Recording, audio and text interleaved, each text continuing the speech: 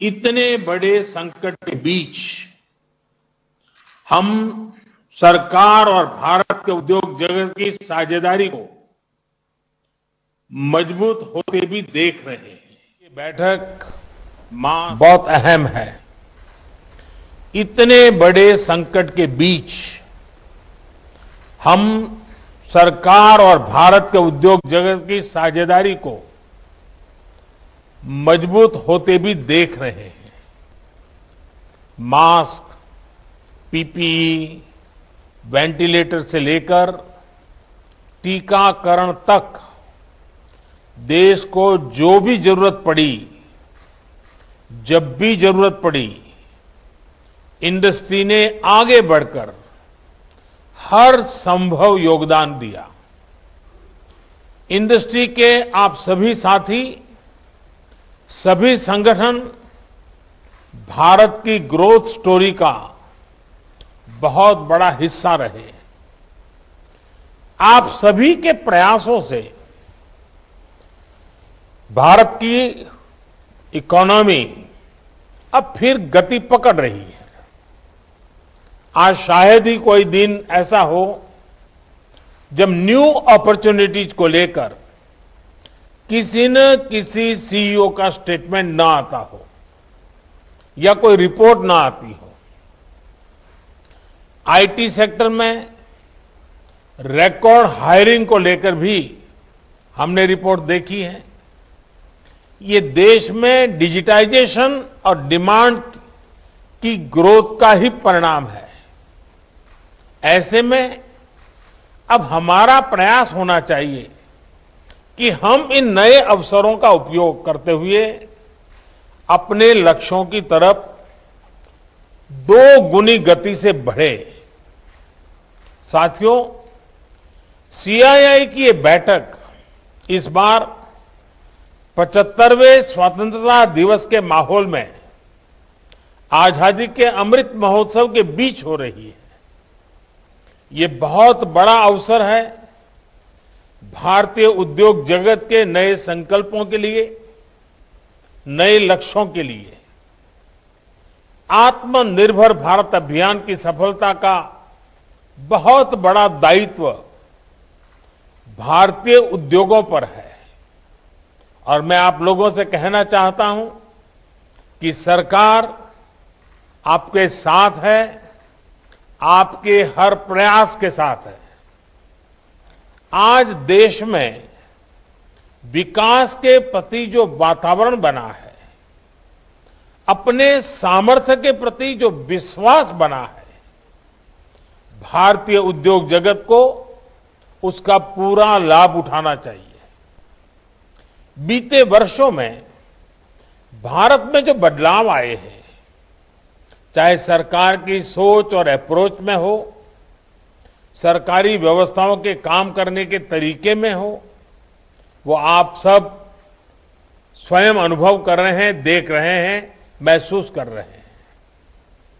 आज का नया भारत नई दुनिया के साथ चलने के लिए तैयार है, तत्पर है। जो भारत कभी विदेशी निवेश से आशंकित था, आज वो हर प्रकार के निवेश का स्वागत कर रहा है।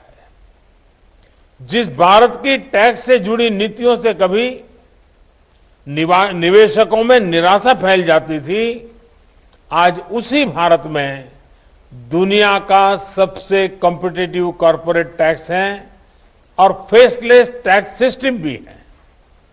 जिस भारत में दस्तावेजों में, कागजों में, कानूनों में उलझाना ब्यूरोक्रेसी की पहचान माना जाता था, वहीं आज ease of doing business rank में बड़ी छलांग लगा रहा है।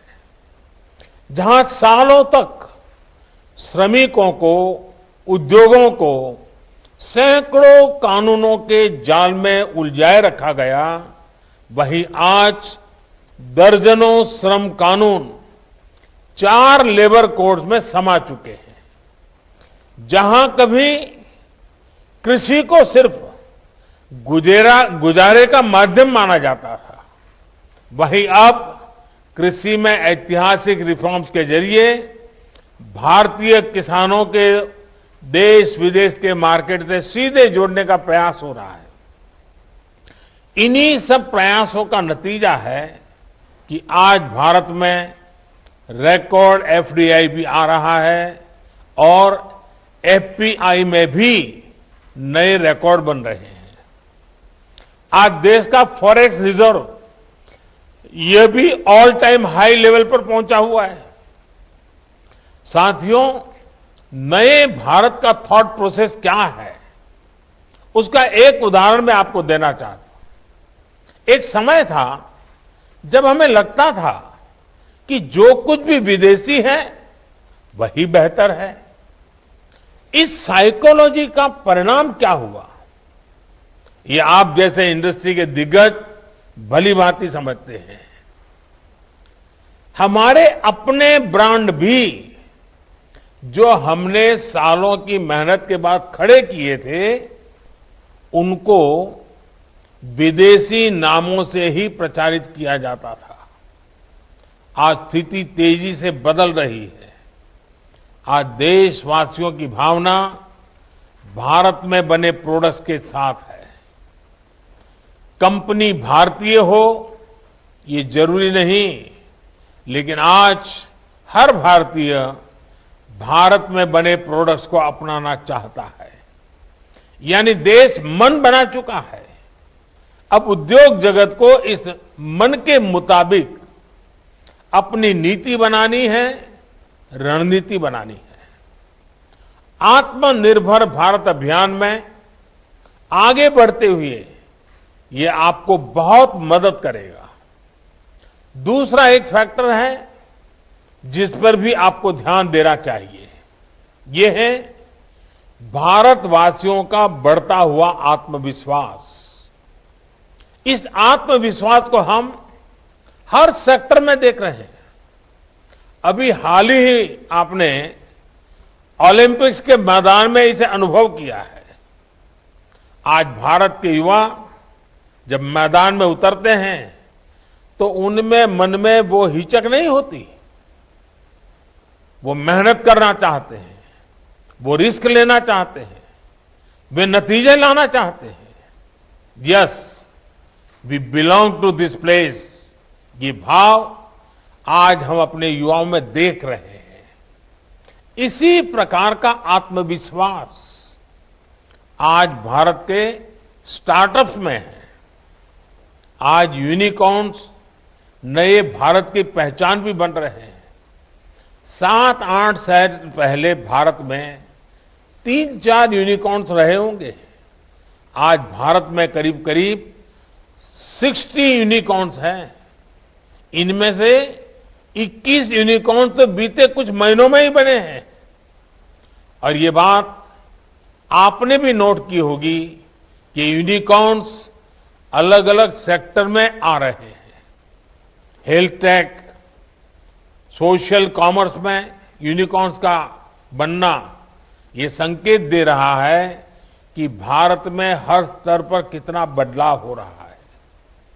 बिजनेस में रिस्क लेने की प्रवृत्ति, अपने सामर्थ्य पर भरोसा करने की प्रवृत्ति लगातार बढ़ रही है।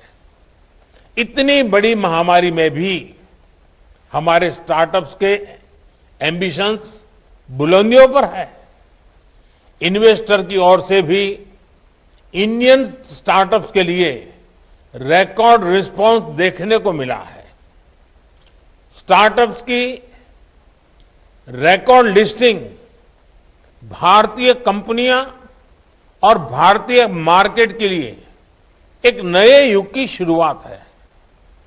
ये इस बात का भी एक और सबूत है कि भारत के पास ग्रोथ के असाधारण अवसर उपलब्ध है, ट्रिमेंडस स्कोप उपलब्ध है। साथियों, टेक्नोलॉजी को लेकर आज देश में जो उत्साह है वो सरकार को तेजी से रिफॉर्म्स के लिए प्रेरित करता रहा है। जो रिफॉर्म्स हमने किए हैं वो कोई आसान फैसले नहीं थे, कोई साधारण बदलाव नहीं थे। इन सारे रिफॉर्म्स की मांग दशकों से की जा रही थी। इनकी जरूरत हर कोई बता रहा था। इस बारे में बातें तो खूब होती थी, लेकिन फैसले नहीं लिए जाते थे क्योंकि ये मान लिया गया था कि ये बदलाव करना बहुत मुश्किल काम है।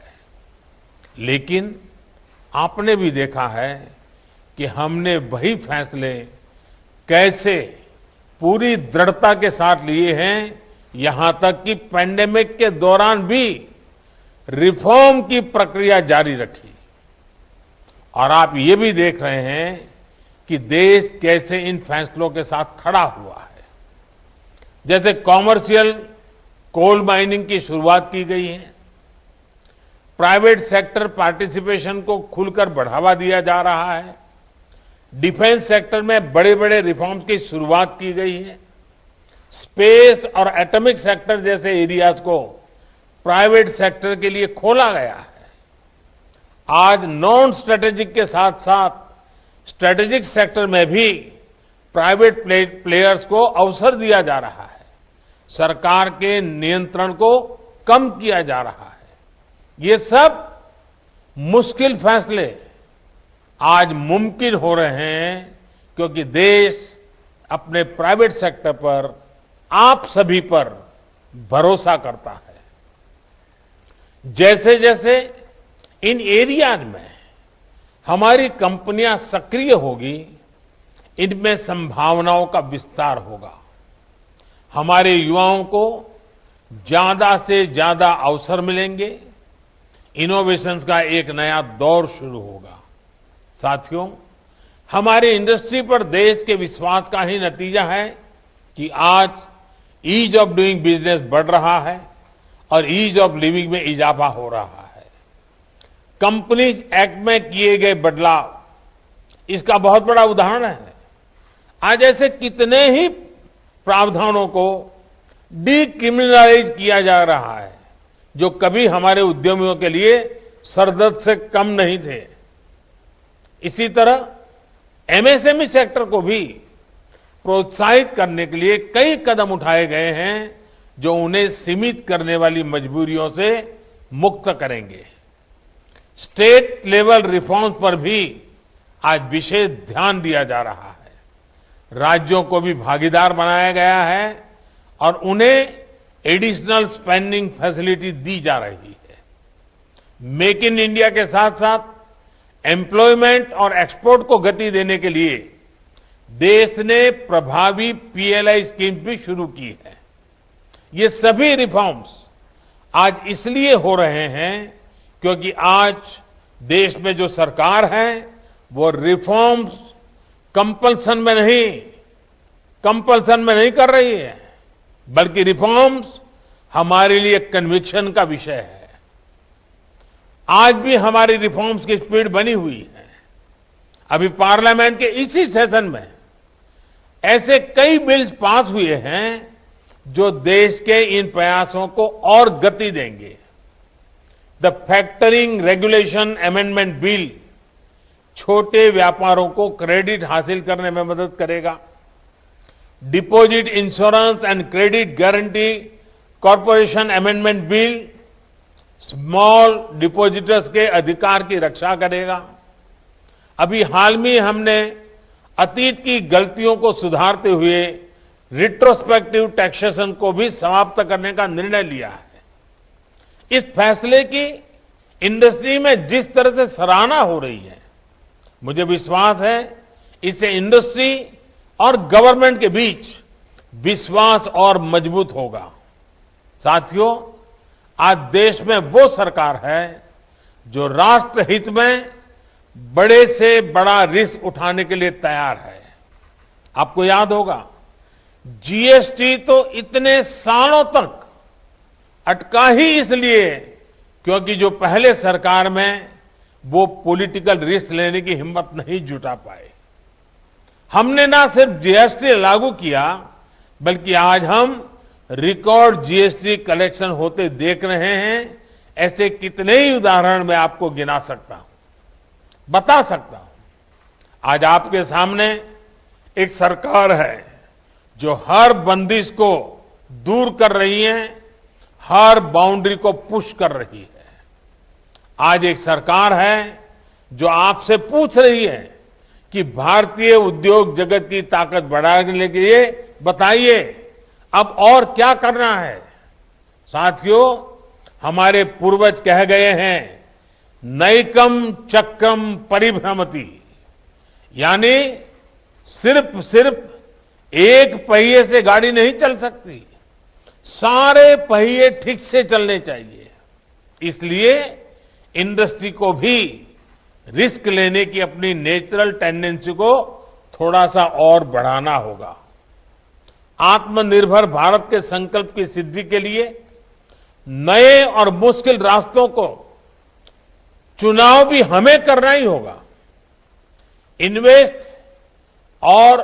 इन्वेस्टमेंट और रोजगार की गति को बढ़ाने के लिए इंडस्ट्री से भी देश की बहुत उम्मीदें हैं।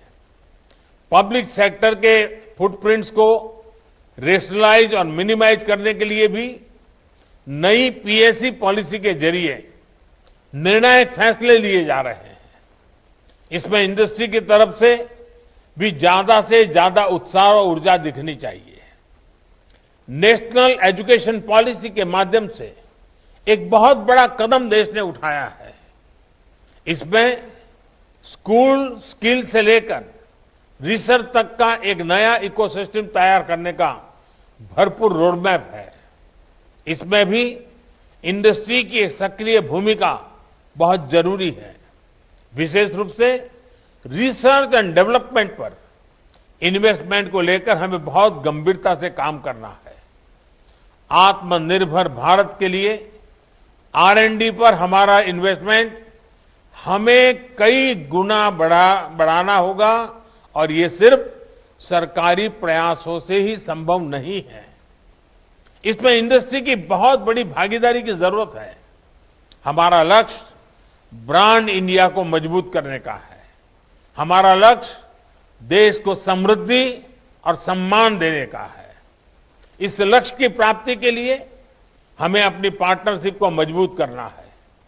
मैं आपकी हर समस्या के समाधान के लिए, आपके हर सुझाव के लिए हर वक्त उपलब्ध रहा हूं और आगे भी रहूंगा। मैं फिर एक बार इस आजादी के अमृत महोत्सव के कार्यकाल में आपको भी अनेक अमृत संकल्प करने के लिए प्रेरित करें और आप सब संकल्प के साथ, नई ऊर्जा के साथ आगे आए। आप सभी को बहुत बहुत शुभकामनाएं। धन्यवाद।